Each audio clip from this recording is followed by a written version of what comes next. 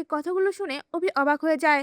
আর তখনই দেবদত্তকে বলে ওঠে, এই সবগুলো জিনিস নিয়ে তো ঝুমকি আমাদের বাড়িতে গিয়েছিল, ঝুমকির কাছে এই জিনিসগুলো ছিল, আর সে তো নিজেকে প্রমাণ করে দিয়েছে সেই হিরণময় আঙ্কেলের মেয়ে। দেবদত্ত তখন এই কথার কোনো কিছুই বুঝতে পারে না আর বলে ওঠে, এসব তুমি কি বলছো বাবা?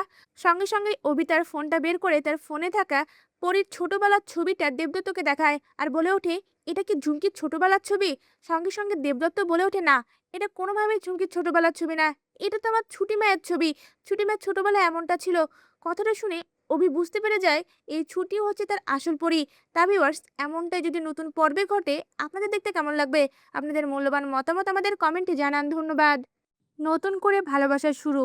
অভির রাগ শান্ত করতে পেছন থেকে অভিকে জড়িয়ে ধরল ছুটি। এই এপিসোডটি পেতে এক্ষুনি আমাদের চ্যানেলটি সাবস্ক্রাইব করুন। সাবস্ক্রাইব করার পরপরই এপিসোডটি পেয়ে যাবেন।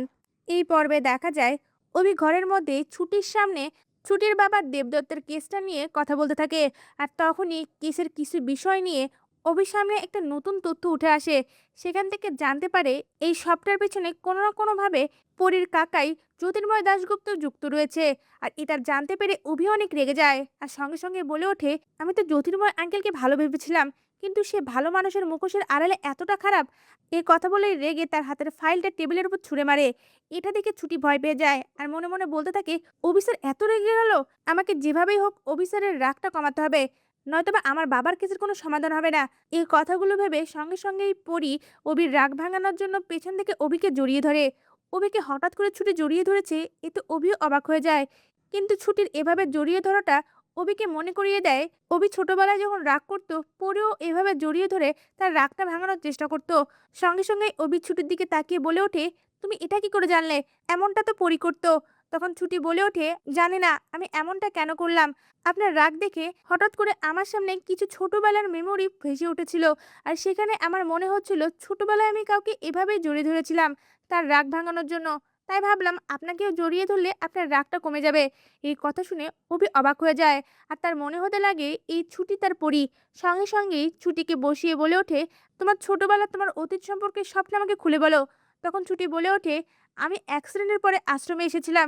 তখন আশ্রমের গুরুজি দেবদত্ত আমার চিকিৎসা করায়, কিন্তু আমার ছোটবেলার কোনো কিছুই মনে পড়ছিল না। আর মনে করার চেষ্টা করলে আমার মাথায় হঠাৎ করে ব্যথা উঠতো, তাই আমি সেসব মনে করার চেষ্টাও করিনি। তখনই অভি মনে মনে বলতে থাকে, আমার ছুটিকে যখন হারিয়ে ফেলি তখন তো তারও অ্যাক্সিডেন্ট হয়েছিল, তাহলে কি এই মেয়েটাই ছুটি? এটার আসল জবাব দিতে পারবে আশ্রমের গুরুজি দেবদত্ত। আমাকে তার সঙ্গে দেখা করতে হবে। তা ভিউয়ার্স, অভি যদি জানতে পারে এই ছুটি হচ্ছে আসল পরী, আপনাদের দেখতে কেমন লাগবে? আপনাদের মূল্যবান মতামত আমাদের কমেন্টে জানান। ধন্যবাদ। রাহুল এবার রুমের মধ্যে রাহিকে বলে ওঠে, রাহি, আমি সবকিছু ভুলে তোমার সঙ্গে নতুন করে পথ চলা শুরু করতে চাই। এই কথাটা শুনে রাহি অবাক হয়ে যায়। এই পর্বে দেখা যাবে রাহুলের মা পিসি ঠাম্মির মুখের ওপর বলে দেয়, না, এই বাচ্চা আমি চাই না। কথাটা শুনে পিসিমা সহ সকলে অবাক হয়ে যায়। আর পিসিমা রেগে বারবার বলতে থাকে, এ কি অলক্ষণের কথা? রাজীব, তোর বউকে সামলা, তোর বউ এসব কি বলছে? তখন রাহুলের বাবা সঙ্গে সঙ্গে রাহুলের মায়ের কাছে গিয়ে বলে ওঠে, এসব তুমি কি বলছো? রাহুলের মাও রেগে বলে ওঠে, কেন তুমি জানো না কেন এই কথা বলছি? তখন রাহুলের বাবা জোর করে রাহুলের মাকে বলে ওঠে, একদম চুপ, আর একটা কথাও বলবে না। আর পিসি ঠাম্মিকে বলে ওঠে, পিসি ঠাম্মি, আমি বুঝাচ্ছি, তুমি কোনো চিন্তা করো না। এ বলে রাহুলের মাকে ঘরে নিয়ে যায়। এদিকে রাহুল সেখানে দাঁড়িয়ে মনে মনে বলতে থাকে, বাড়ির সবাই যখন চাইছে রাহির সঙ্গে সবটা আমার ঠিক হয়ে যাক, তাহলে কি আমি তিতলির সকল অতীত ভুলে নতুন করে রাহির সঙ্গে সবটা শুরু করব? এই কথাগুলো ভাবার সময় পিসি ঠাম্মি রাহুলের পাশে এসে বলে ওঠে, কিরে দাদু ভাই, আমাকে কথা দে, তোরা দুজনে আমাকে পরের বছর প্রতিশোধের মুখ দেখাবি। এই কথা শুনে রাহুল ও রাহি দুজনেই লজ্জা পেয়ে যায়। এরপর দেখা যায় রাহি ও রাহুলকে মিমো ও অনি মিলে রুমে নিয়ে যায় আর তাদেরকে বলে ওঠে, আমরা কিন্তু ফুপি ও কাকু হতে চাই খুব তাড়াতাড়ি, তোমরা তোমাদের কাজ শুরু করে দাও। এই বলে দরজাটা লাগিয়ে দেয়। তখন রাহি ও রাহুল দুজনেই লজ্জায় পড়ে যায়। এরপর দেখা যায় রাহুল নিজের মুখেই রাহির কাছে গিয়ে বলে ওঠে, রাহি, তুমি কি ভাবছো এই বিষয় নিয়ে? কথাটা শুনে রাহি অবাক হয়ে যায় আর সঙ্গে সঙ্গে রাহুলের দিকে তাকিয়ে বলে ওঠে, কোন বিষয়? রাহুল বলে ওঠে, পিসি ঠাম্মির বলা কথাগুলো।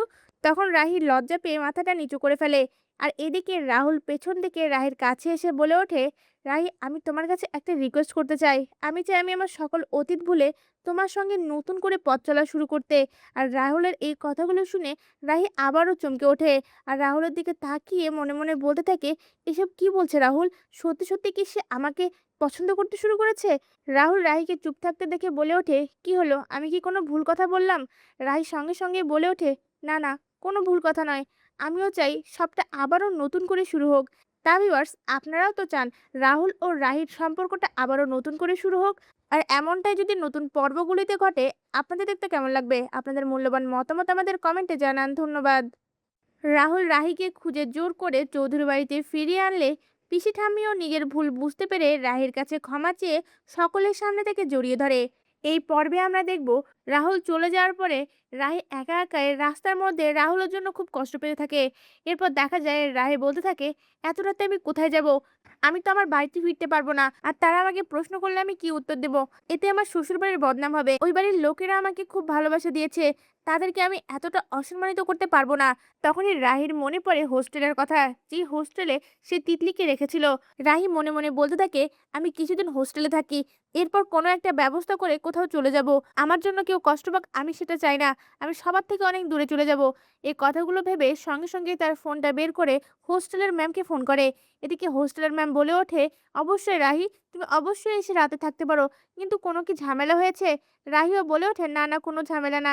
আসলে আমি একটা নতুন জবের জন্য হোস্টেলে থেকেই প্রিপারেশন নিতে চাইছি। এই কথা শুনে হোস্টেলের ম্যামও রাজি হয়ে যায়।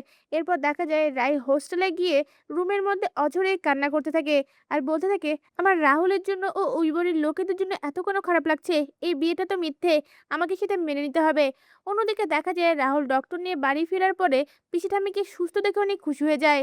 অন্যদিকে ডক্টর পিসি ঠাম্মিকে চেক করে বলে ওঠে, পেশেন্টের শরীর তো অনেক ডিহাইড্রেট হয়ে গেছে, কিভাবে তাকে সুস্থ করে তুললেন? এই কথা শুনে সঙ্গে সঙ্গে রাহুলের বাবা বলে ওঠে, আমার রাহিমা পিসি ঠাম্মিকে সুস্থ করেছে নুন চিনির জল খাইয়ে। ডক্টরও সঙ্গে সঙ্গে বলে ওঠে, বাহ, খুব ভালো কাজ করেছে। এই নুন চিনির জলের কারণে কিন্তু পিসি ঠাম্মি আজ বেঁচে গেছে।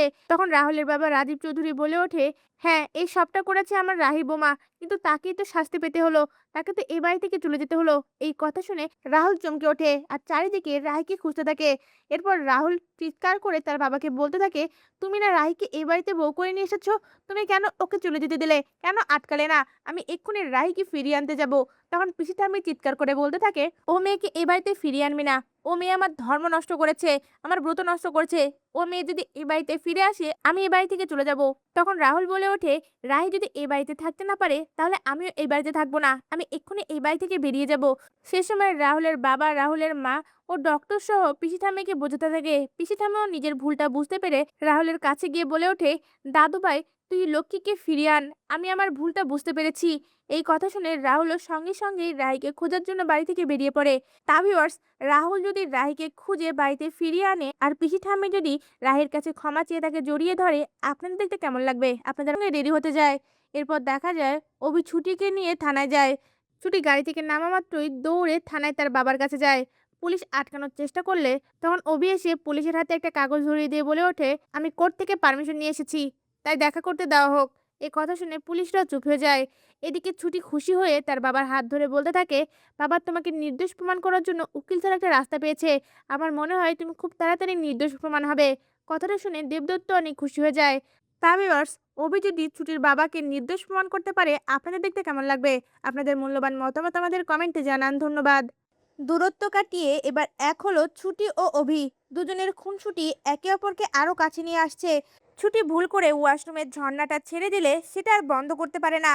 অভি এসে সেটা বন্ধ করতে গেলে ছুটি পা পিছলে অভির উপর পড়ে যায় আর দুজনে একসঙ্গে সে ঝর্ণার পানিতে ভিজতে থাকে। এই এপিসোডটি দেখতে এক্ষুনি আমাদের চ্যানেলটি সাবস্ক্রাইব করুন।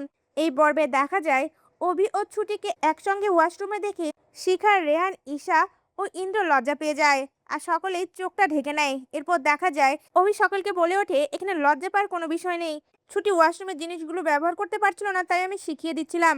এই বলেই রাগ দেখানোর অ্যাক্টিং করে বলে ওঠে, মা না নিচে ডাকছিল, চল সবাই চল। এই বলেই অভি ছুটিকে নিয়ে নিচে নেমে আসে। এদিকে অভির মা ছুটিকে দেখে বলে ওঠে, তুমি সালোয়ার কামিজ পরে এসেছো, এখন তো নিয়ম পালন করা হচ্ছে, একটু পরে সুন্দর করে সেজে গুজে এসো।